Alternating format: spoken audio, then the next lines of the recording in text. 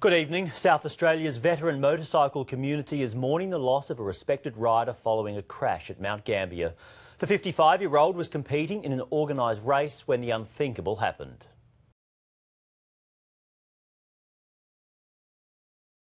Hi, I'm Paul Hurft. My name's Wayne Higgins. John was a mate of mine. Spent a lot of years together drinking beer and racing motorcycles. Knew him for quite a few years growing up in Loberthal, just as a mate basically. Yeah, and I met John when I was in my early 20s through mutual friends, and then when I worked at the Royal Adelaide, he was working there in, what was he doing, in the cancer ward before he went to do his paediatric studies. That's it, yeah. Very genuine guy, very honest sort of fella that channeled and very focused in anything he did. So he had a lot of things going in his life with his travels when he was younger. Before he'd tell us all his stories, what he did. But yeah, he was a great guy to catch up with and have a beer on a Friday night after work. We'd all knock off at a certain time and we'd all catch up and in our township there. And it was basically he was the sort of bloke you wanted to catch up with and have a chat, see what he was doing for the week.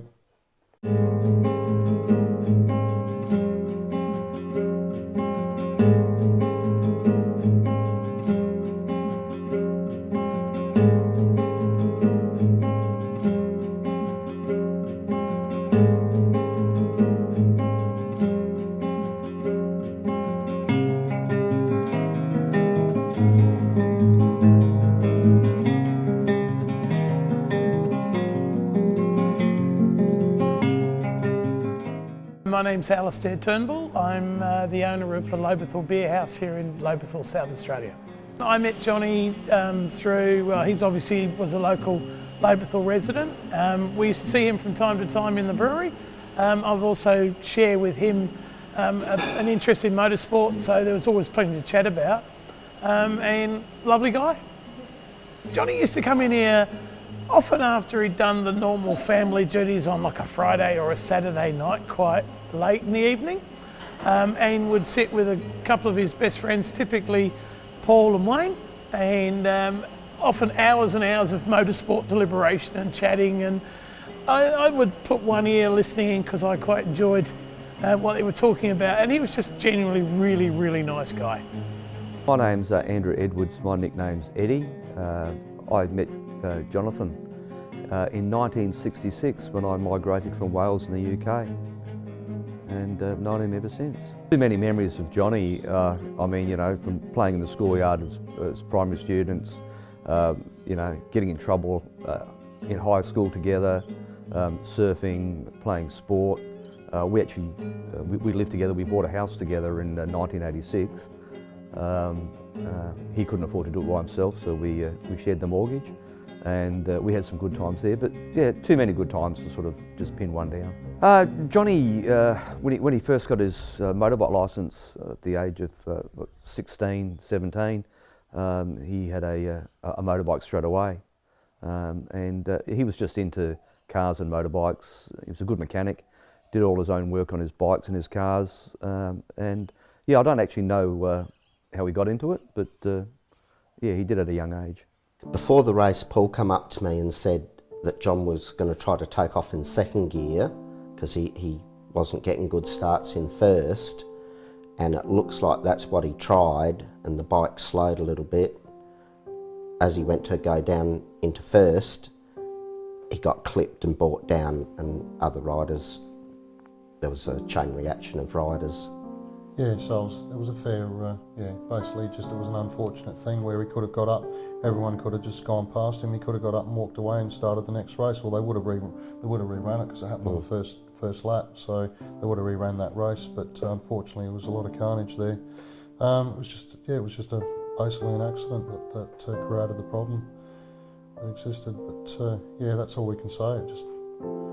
Jonny was an experienced rider, he was on pole. I mean, he was on the front row for the times that he pulled in his qualifying laps. So he was there for a reason, but he was trying something else because the bike was, as Wayne said, was misbehaving on him when he was starting. So he tried something different, but it slowed him up a bit when he took off. And, yeah, I guess at the end of the day, it was a basic thing that happened, but it created, you know, a lot of upset at the end of it.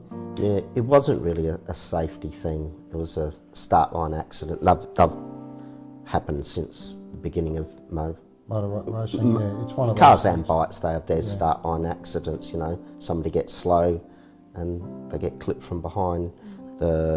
It's the riders coming through that can't see what's going on up the front. Is as safe as a motorcycle track can be. There's nothing to hit. There's heaps of runoff, heaps of grip. Yeah, and we've always said that really getting out on the track can be, I like to think it's safer than actually riding on the road because you've got less obstacles. Every vehicle's going around the same direction, all the motorcycles going around the same direction. You've got pit marshals, or you've got track marshals. You've got everyone there to help you make sure your bike's maintained correctly, to help you out with different things. Look, it's definitely more, I guess,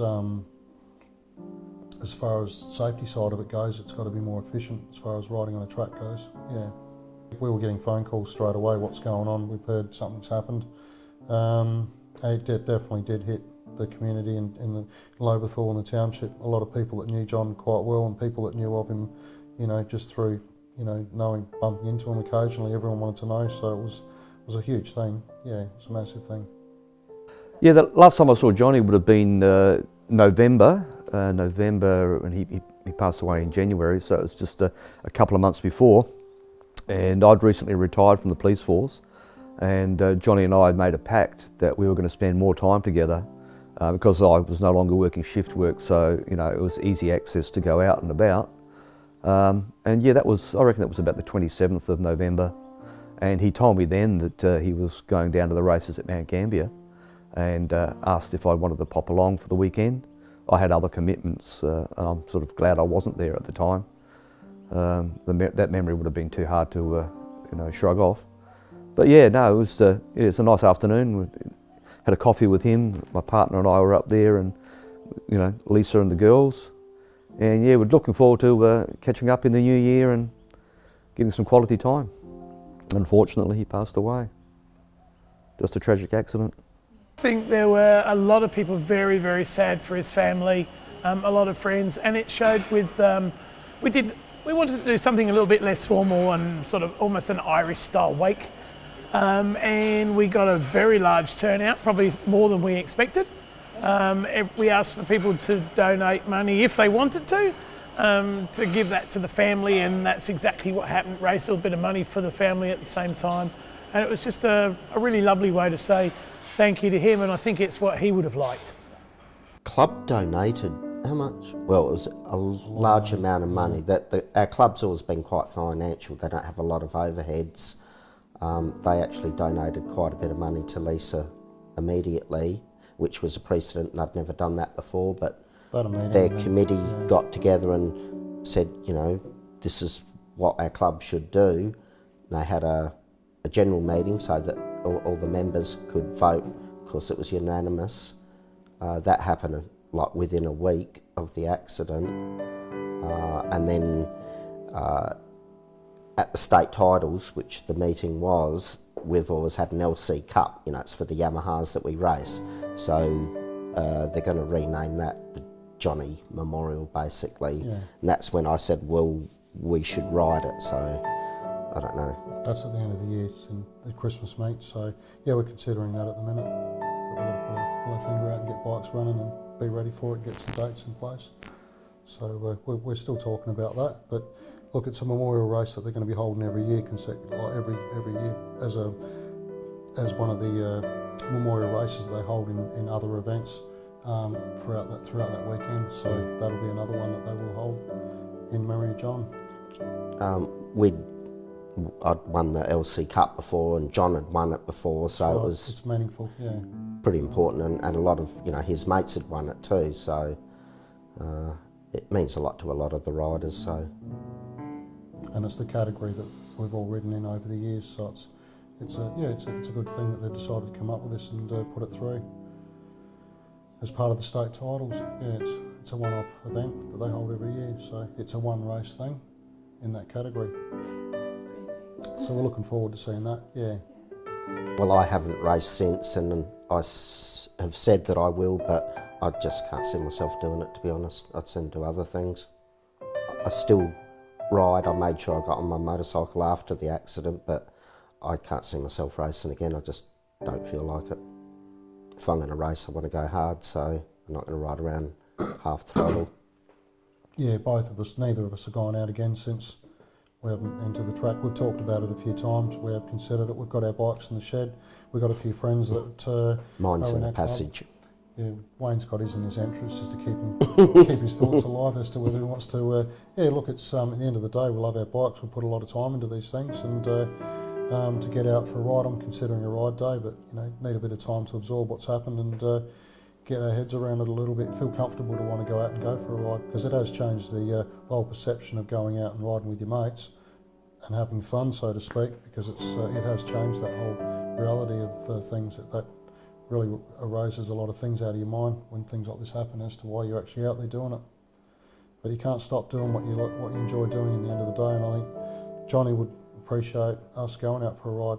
I don't think he'd be the last person to tell us to not. He'd be the last person to tell us not to do it, that's for sure, with the amount of passion he had for the sport. One thing with John, being a podiatrist, he worked with a lot of doctors and all that, and it was never lost on me that two of his favourite people to be with was a fitter and turner and a painter. He could have hung around with anyone, but he liked hanging around with us guys, so We had a good we were time. quite honoured about that.